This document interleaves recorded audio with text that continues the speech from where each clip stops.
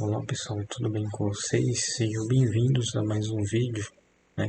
Nesse vídeo a gente vai estar dando continuidade ao Try Hack Me, às tarefas de Nmap, e a gente vai retornar na parte de varreduras de rede CMP. Então a gente vai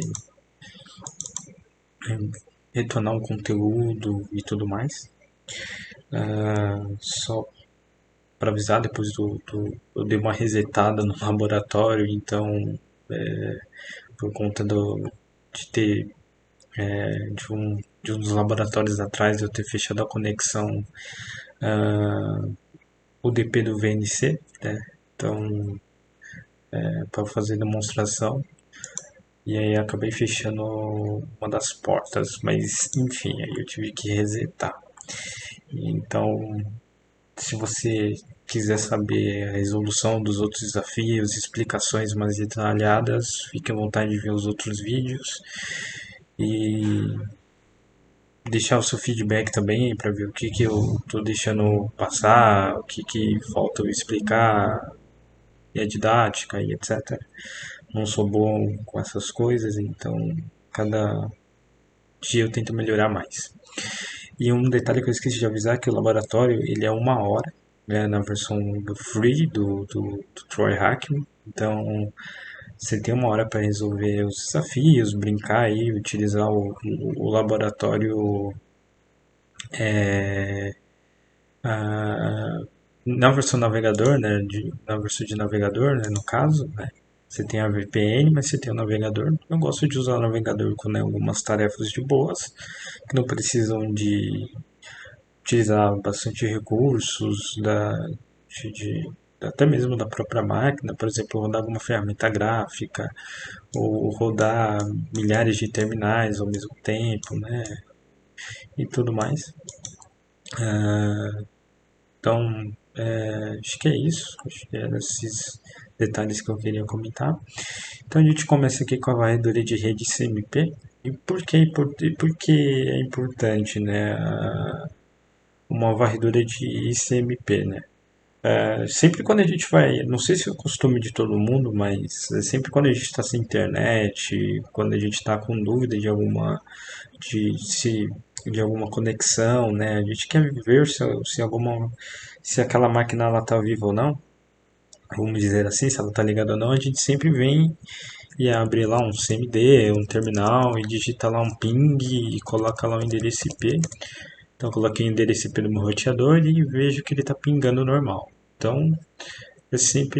muita gente faz isso, é comum, né? É normal. E, e na primeira conexão a uma rede de destino, né? Então o nosso objetivo principal, nosso primeiro objetivo é mapear, né? Dentro quando a gente está quando a gente faz a primeira conexão dentro de uma rede, né? Principalmente quando a gente está fazendo um pentest black box e a gente, sei lá, consegue acessar a rede, o que a gente precisa fazer, né? A gente precisa mapear todos os alvos, né? Os targets de alguma forma. E uma maneira de fazer, existem milhares de maneiras, como a gente já viu, né? A gente pode usar o scanner TCP, o scanner UDP, ou a gente pode executar varreduras mais simples, né? Para a gente não precisar, por enquanto, coletar evidências de portas. A gente só quer coletar hosts, né? A gente só quer fazer o levantamento de hosts. Então a gente utiliza a varredura ICMP, que é basicamente fazer um ping, né? Então, toda vez que a gente faz um ping e recebe uma resposta do nosso destino, do destino do alvo, ele vai posteriormente registrar aquela resposta dependendo da resposta, ele vai dizer ou não se está ativo, né? Se der se ele mandar algum pacote, algum time to live ali, alguma coisa que mostre que ele está vivo, que ele está pingando, ele vai mostrar para nós na tela, né, o host ativo e totalmente ali funcional. Então, um exemplo, ele dá um exemplo aqui de um Nmap. A primeira coisa que a gente vai fazer é dar um ifconfig, só para a gente identificar melhor essa rede aqui que a gente está. A máquina ela é um pouco lenta, né? Mas faz parte. Então, 72.17.01. Eu não sei se aqui vai funcionar, mas aí você tem duas formas. Você pode colocar. Isso é mais uma questão de rede de computadores. Talvez a gente vê mais para frente redes. Eu não quero me prolongar muito em redes aqui. Apesar que quando a gente fala de Nmap a gente não pode fugir de redes. Mas colocar aqui a classe de barra 24 para a gente fazer um scan em 254 hosts, né? Então é uma rede padrão, né? Uma rede de classe C, uma rede doméstica, tem 200, no máximo 254 hosts, e a gente pode colocar tanto barra 24 como 254. E aí ele vai fazer um scanner aí em 254 hosts e desses 254 ele vai tentar encontrar os que estão mais ativos. Então para ficar de uma melhor visualização, vou colocar de 1 a 254 e dar um Enter. E aí ele vai começar a trazer tudo que for host is up. Os que não for host is up, ele não vai nos retornar. Aparentemente aqui não vai dar certo, né? Por conta de, acho que primeiro que deve bloquear toda a tentativa de ping, mas eu vou tentar trazer isso daqui na minha própria rede. Ah, eu esqueci, não tem o Nmap aqui. Então o jeito vai ser aqui ligar uma máquina virtual, mas já adiantando essa informação, né? A gente faz um scanner detalhado,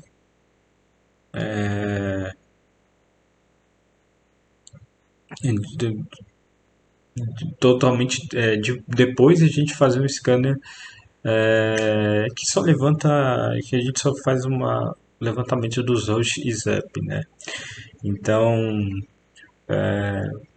tem ferramentas que faz essa primeira verificação, faz tanto scanners que vão trabalhar com protocolo ARP, com XMP. Depois que faz o levantamento, verifica se o host está ou não ativo de alguma forma. Tenta resolver DNS também. Se não conseguir resolver DNS para retornar, né, o hostname, essas coisas, né? Tem muita máquina que tem hostname, domínio configurado ali para algum tipo de serviço. E E aí depois que faz o host is up, né, ele faz uma varredura tentando encontrar portas abertas, né? Então trabalha numa sequência como essa, né? Então depois que obteve, sei lá, os hosts, né, que estão abertos, né? Aqui mostrou apenas dois hosts que estão abertos. Agora que eu notei, não tinha percebido. Que eu esqueci que aqui é uma AWS aqui, né? Aparentemente. E aqui é o 72.17.01 e o 2, né? Então a gente tem esses dois hosts. E aí a gente pode fazer lá um scanner mais detalhado. Então aqui eu estou fazendo um scanner onde eu vou coletar informações de portas e serviços. Aí eu coloco uma camada de verbose, né? Que é uma camada de visualização muito mais detalhada para ele me retornar resultados de todo o processo do scanner. E coloco aqui um timer de 5 para ele fazer um scanner rápido.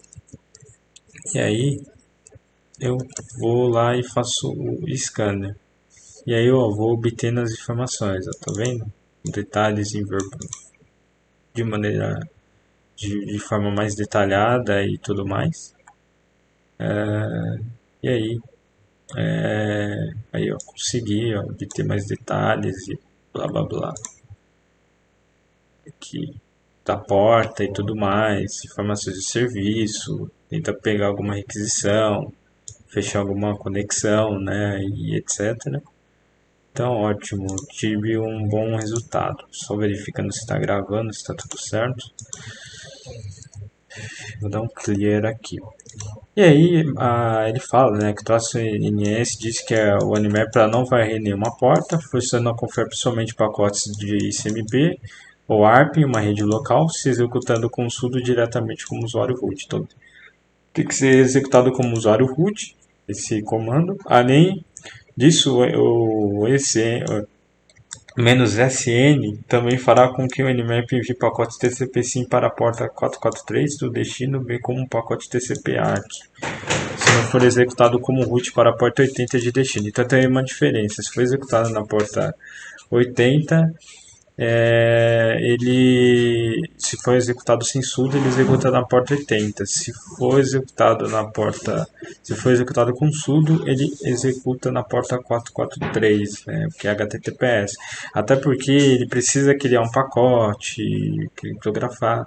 É um pacote totalmente diferente, porque o porta 443 trabalha com criptografia e muitos desses pacotes têm que ser gerados, têm que ser criados e etc.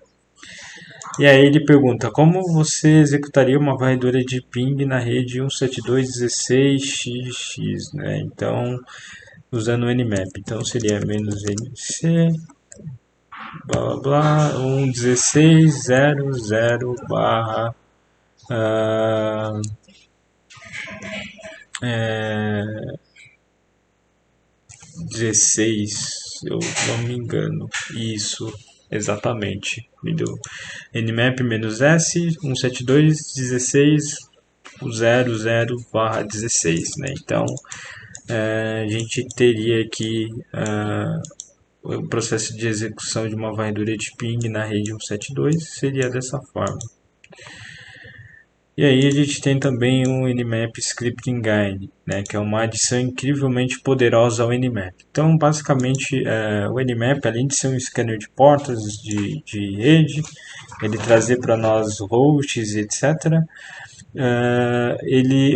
os scripts NSE eles são escritos na linguagem de programação Lua e foram adicionados aí para ajudar a gente a fazer varreduras mais robustas, né? Principalmente fazer varreduras buscando vulnerabilidades e até mesmo automatizar exploits, né? E ele é útil, muito útil para a parte de reconhecimento, né? E você ter o vislumbre de informações mais detalhadas, né? O, dos seus scanners, vamos dizer assim. Então, o script NSE ele ajuda muito nessa parte de ele tem alguns tipos, né? Eu vou até tirar aqui do normal, né? Então você tem o safe, que ele não afeta diretamente ao alvo. Então aqueles são scripts mais passivos, né? Tem mais os scripts mais intrusivos, que afeta já um pouquinho o alvo. Tem os scanners de vulnerabilidade, tem os exploits, tem os de tentativa de bypass de algum scanner. Então muitas das vezes esses bypass de scanner é o que? O servidor FTP que está configurado lá com um usuário anônimos, ele faz um teste padrão, né? Ele faz alguns testes padrões. Tem de brute force e tem principalmente de discovery, né? Que faz aqueles discoveries mais sofisticados, né? Que vão além que que trabalham, que fazem, que interagem com o serviço, com a porta, tentando extrair mais informações do que deveria, né? Vamos dizer assim. E aonde que se localiza esses scripts, né? Geralmente você vem aqui em char map nse.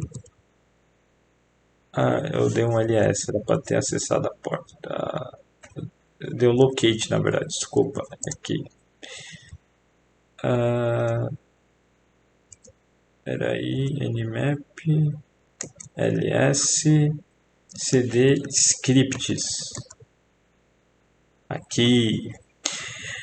E aqui é onde fica todos os scripts. Então a gente tem script de vulnerabilidades, então ele fala de CVEs, né? CVE, por exemplo, cadê?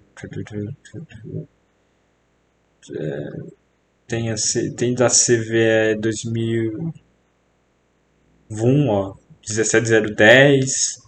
0729, 0867. Então, dessas vulnerabilidades aqui, XP, Vista XP, Windows 7, né? São todas aquelas vulnerabilidades lá, Blue e blá blá blá. Você tem vulnerabilidades que coletam informações utilizando algum tipo de algum tipo de ferramenta em conjunto e também scripts que eles fazem coisas específicas, né? Por exemplo, coletar PHP, versão do PHP do alvo, né? Então você pega lá scripts focados em aplicações web, tentar encontrar SQL injection, né, XSS, fazer numeração de usuários, né, e tudo mais. Então você tem um pessoal, isso é tudo feito pela comunidade que desenvolve e coloca aqui e ajuda bastante, né? Tem muita gente que não utiliza os scripts, mas os scripts são bastante poderosos e úteis. Eu particularmente utilizo nos meus pentests, né?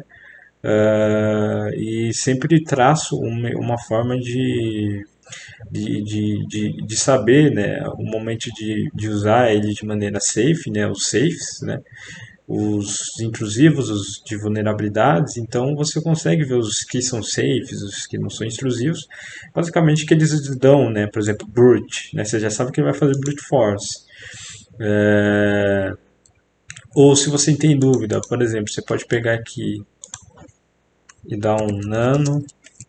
Poxa, eu vi que tem VSFTPD. Então, ó, você consegue verificar aqui, ó, em detalhes o que faz, né? Poxa, tudo mais, ó, ele retorna para você um script, etc. E ele faz um teste, ó. Olha que interessante, ele faz um teste, tudo mais. E você pode alterar esse script. E o mais legal é que esse script que eu peguei foi até certeiro, porque você pode alterar esse script para ele ser um exploit. Então você só faz uma pequena alteração aqui no parte de um código do código fonte que ele já se ele vai, ele encontra a vulnerabilidade, retorna para você e já retorna uma shell também prontinha para você aí com a VSFTPD. Então você tem aqui diversos tipos de scripts. E aí ele pergunta qual a linguagem, em que idiomas os scripts são escritos, né? Então vou colocar aqui Lua, né? E qual categoria se seria uma ideia muito ruim para executar em ambiente de produção? O intrusive, né? Intrusive, porque ele vai, não é seguro, né? Já fala aqui, né? É muito intrusivo. E trabalhando com o NSE. Então a gente viu ali, né, sobre o que são os scripts, né, e tudo mais. E aí a gente tem uns exemplos aqui, né, para executar um script, por exemplo. Se a gente quiser executar script somente de uma categoria, a gente pode colocar menos script e vum. Ele vai executar todos os scripts somente de uma categoria. Se o comando colocado safe for executado, todos os scripts seguros aplicáveis serão executados no destino. Apenas scripts que visam o serviço ativo serão ativados. Então, a gente voltando aqui no visão geral, então a gente pode colocar essa 7 categorias aqui. A gente pode colocar elas aqui, né? Colocar menos script igual intrusive, safe, alf, brute, etc. E a gente realizar o scanner, né? E aí a gente tem uns exemplos aqui. Script, temos aqui, pode ser, a gente pode executar vários scripts simultaneamente e outros precisam de argumentos, né? Então existe o comando script args que você passa, por exemplo, um argumento, e aqui está um exemplo de um argumento de put, né, que é, para quem não sabe, put é um método de requisição para fazer envio, do upload, né, de arquivos, né, então a gente usa o método put quando a gente está fazendo upload. E aí você passa um argumento, http put, ponto .url, aí você passa o parâmetro, né, do que você quer fazer o upload, e aí você, aonde você quer fazer o upload e tudo mais, né. E aí você passa também o nome do script. Então você tem essa parte de argumentos que você passa, que é lógico que você pode explorar melhor, você pode ler documentação, você pode ler artigos e etc. E aqui, por exemplo, nmap menos script, menos script menos help e o nome do script.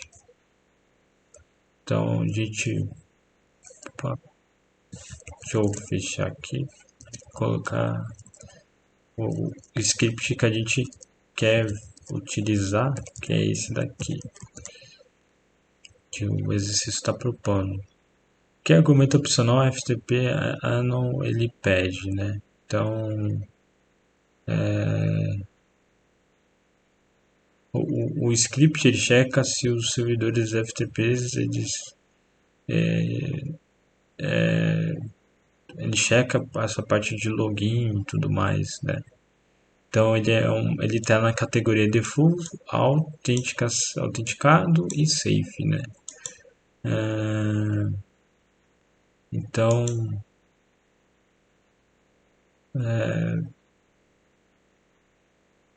aqui, só para eu entender melhor, pode optional argument. Vamos rodar ele aqui, só para a gente entender melhor. Script. É isso que ele está mencionando. Não. System traço. Isso aqui que determina o sistema operacional subjacente do servidor. Vou colocar Union of SMB Server. Deixa eu ver se é SMB System Info. Deixa eu tirar NSE.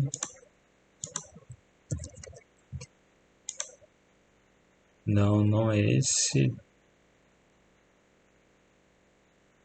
OS Discovery. Deixa eu ver se é esse daqui, OS Discovery. Isso, OS Discovery, que melhor. Tava bem despercebido do meu radar aqui ocular. Lê Xscript de que depende. Pera aí que ficou ready to what to depend on.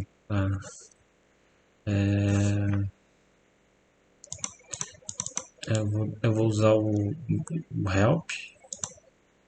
Então vamos voltar aqui.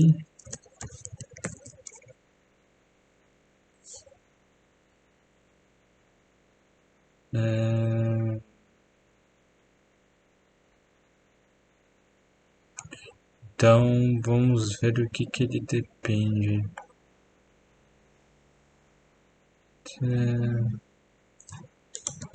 CMB?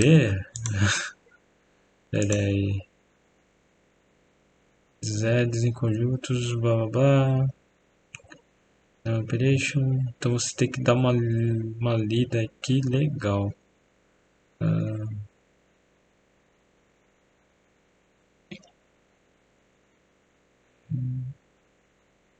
Additionality. Servers, blá blá blá blá blá. Deixa eu abrir o SMB Discovery NSE. Depends on. Depende. Circunstâncias. Deixa eu ver se é isso.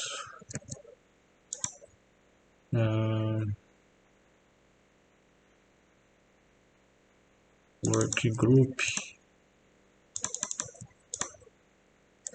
Peraí, o seguinte como pode ser conhecido, dependendo da circunstância, por exemplo, no grupo de trabalho, informações disponíveis. Deixa eu ver.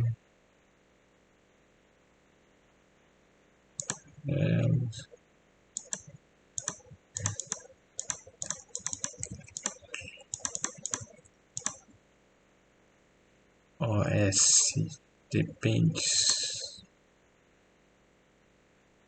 Eu vou ser sincero, essa daqui não entendi. Follow fields may include the output depending of the circumstance.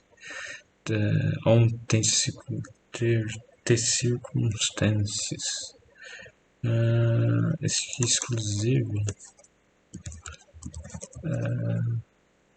E aí, senão a gente pergunta para os universitários. Legal. Depende disso. Não? Peraí. Dependências é igual. Look for dependências. Será que é isso?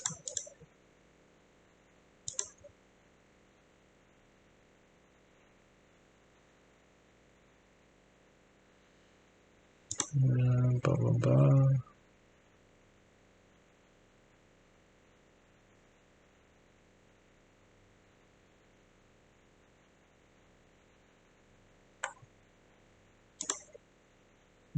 Eu estou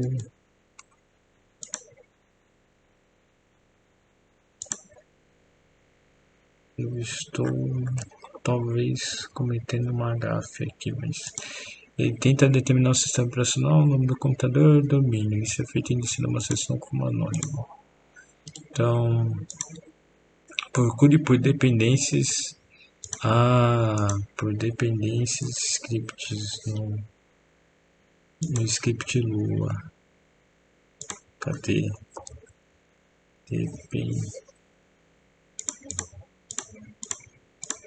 Dependências. Aqui o SMB Brute.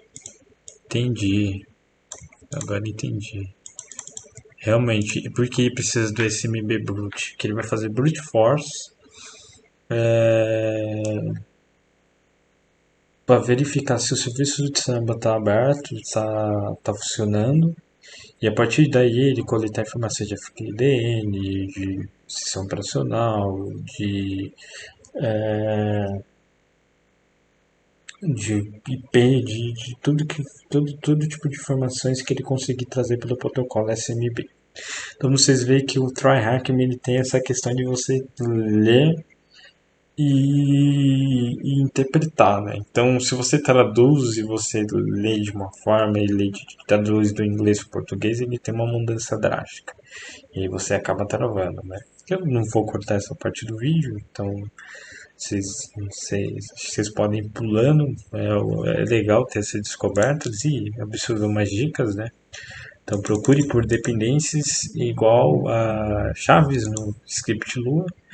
Então ele mostra aqui que a dependência que ele tem é o SMB root, né? Então nem todo script tem dependências, né? Executa mais de um script, mas é ótimo saber disso, né? Etc. Que tem esses desafios assim bem dinâmicos, assim que você tem que prestar atenção em ler. Então eu já deixo pro próximo vídeo aí, invasão de faro. Eu acho que é algo que eu vou acrescentar bastante, algumas técnicas e a parte prática, né? Onde a gente vai começar, a gente vai brincar aí, rodar e fazer tudo que a gente aprendeu durante os três, esse terceiro, três vídeos, né? Esse daqui é o terceiro. E no quarto a gente aprender invasão de faro e depois colocar tudo em prática aí para depois efetuar a conclusão. Então espero que vocês tenham gostado aí do vídeo. Eu de ter travado um pouquinho aqui também. Mas faz parte. Lembrando que para quem vai fazer uma prova de CH prático, por exemplo, o EJPT, é esse estilo que são as provas. Então Por isso que eu curto o Try Hacking, eu acho muito bacana e te prepara para essas provas desse tipo. Apesar de serem poucas, mas é muito legal e é bem desafiador, né? Você aprende, é para você desenvolver suas habilidades, sim, e você acabar adquirindo conhecimento. Então, eu recomendo bastante acessar o Try Hacking. Eu espero que vocês tenham gostado e até o próximo vídeo.